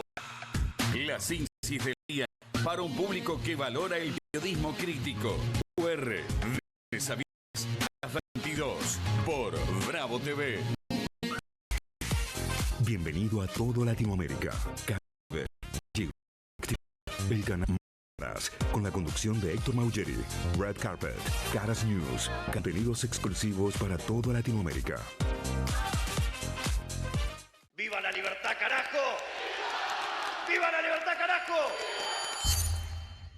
Si no se grita viva la libertad humildemente, no se grita viva la libertad. Si no se grita viva la libertad riendo, no se grita viva la libertad. Prepárate porque la vas a pasar mal, porque te voy a pegar un baile morboso. No vas a saber ni dónde estás parado. Si no se grita viva la libertad con amor, no se grita viva la libertad. Al zurdo de mierda no le podés dar ni un milímetro. Vosotros, hijos de los hijos, gritáis con desprecio, con rabia, con odio, viva la libertad. Por eso, no gritáis viva la libertad. La libertad no se construye desde el odio, se construye desde el respeto. Suscríbete a Perfil en mi.perfil.com. Tener la nueva línea Philco Inverter Pure Energy, que usa IA para diagnosticar la calidad del aire y renueva el ambiente con una brisa pura del exterior, es darse un gusto en vida. Los gustos en vida. Philco.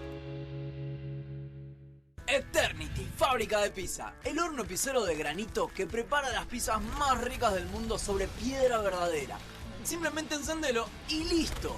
Hace pizzas buenísimas, con doble mozzarella, horneadas a la piedra en minutos. El secreto reside en su zona dual de calor controlado que rápidamente calienta la placa de piedra cerámica hasta 400 grados mientras derrite el queso y hace una masa crocante. Así podrás hacer pizza a la piedra como los profesionales en solo minutos. Agrega tus ingredientes favoritos a cualquier masa de pizza y tendrás tu pizza gourmet con Eternity Fábrica de Pizza. Podés crear tus pizzas favoritas en familia y hasta podrás ver cómo crecen a través del visor. De masa fina o de molde, tus pizzas saldrán como te gusten y en minutos. Este horno de piedra prepara incluso pizzas congeladas en mucho menos tiempo. También podrás hacer una pizza dulce increíble. Además, no gastarás gas, leña ni carbón. Eternity Fábrica de Pizza es eléctrico. Enchufalo y llévala con vos. Eternity Fábrica de Pizza por un precio promocional. Además, profesionales geniales para tus pizzas. Para que hagas la mejor pizza a la piedra del mundo y de un modo increíblemente rápido. Escanea el QR a nuestra web o no demores más. Productos más exclusivos en TV Com. No pierdas tiempo. Aprovecha esta y obtén este producto.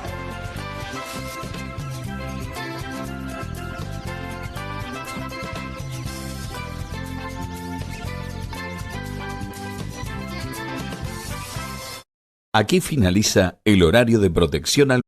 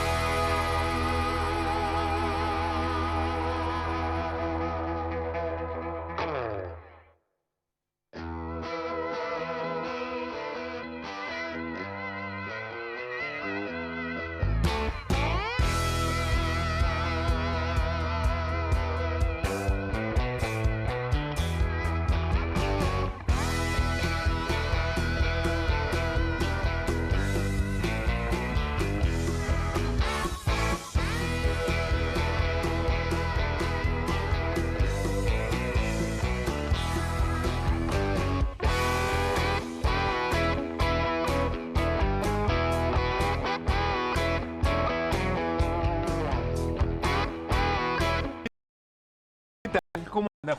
Buenas noches. Muy bien, gracias. Bueno, me alegro mucho.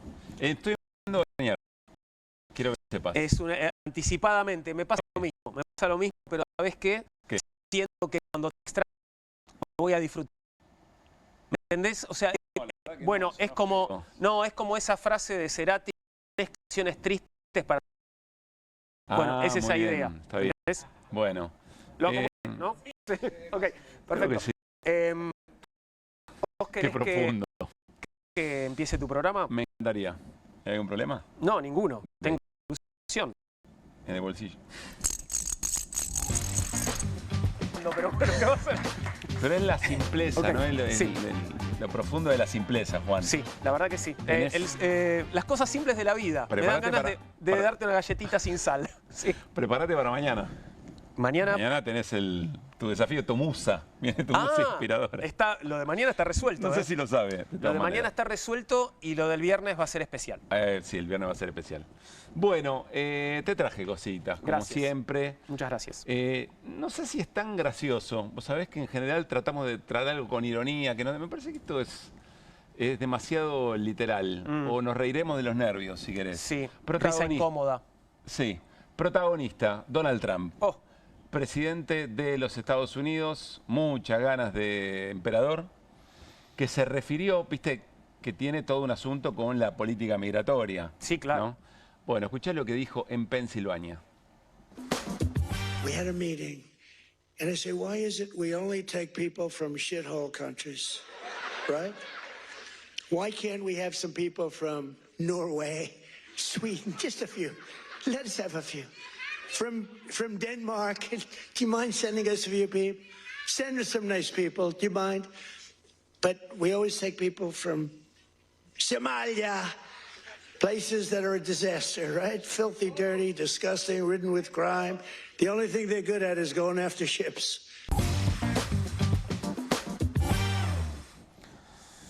Bueno, una especie de elección de racismo, por otro lado, ¿no? Sí, varias cosas. La gente se ríe, ¿no? Que le acompaña su tono irónico. Evidentemente Trump, que no da puntada sin hilo, sigue percibiendo que hay un sector de los Estados Unidos, un electorado. Yo hasta pensaría por fuera de los Estados Unidos en que eso le garpa, que le acumula. Evidentemente a él le sirve esto, ¿no? Sí, después también es cierto que no hay elección que Trump haya ganado de las elecciones locales, digamos, después de su elección que lo volvió a poner en la presidencia, que haya ganado Trump. De hecho, perdió una elección a alcalde en Miami, que hacía 30 años que no perdía un republicano. Hay algo ahí que está ocurriendo y después invita a una reflexión.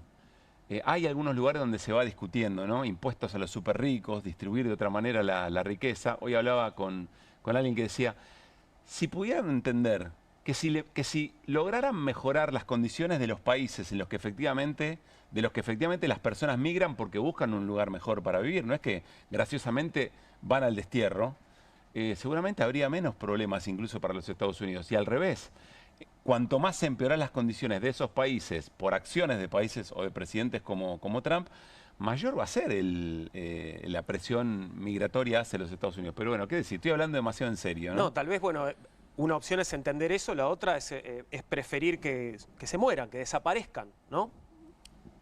Esto no termina bien, ¿no? No, Juan. claro que no termina bien, pero me parece que hay una parte de la élite global que se desentiende del asunto. Sí, ¿no? o eventualmente que cree que se puede jugar mucho más allá del fleje de la manera que lo hace Trump y que eso vale. Y es un poco la historia en la que estamos, ¿no? Muy distópico, eso me pasa. La última referencia de Trump, ¿no? Esto de lo único que hacen bien es perseguir barcos, ¿no? Como bancando a los piratas también, ¿no? Raro. Sí, raro, pero yo insisto, ¿cuáles son las razones por las cuales eventualmente en Somalia o en Haití o en México se vive como se vive? No, sí. ¿Y cuánto tienen que ver personajes como Claro, Trump? ¿cuánto para tiene eso, que ¿no? ver la política de Estados Unidos, por ejemplo? Entre otros. Sí, claro. Entre otros. Bueno, te amargué la noche. No, un poquito, Sí, pero bueno. es verdad, me arrepiento. Pero mañana tenemos revancha. Que esté muy bien. Y por suerte, cierto que no nos gobierna Trump. Ah, no, perdón. Ok, chau.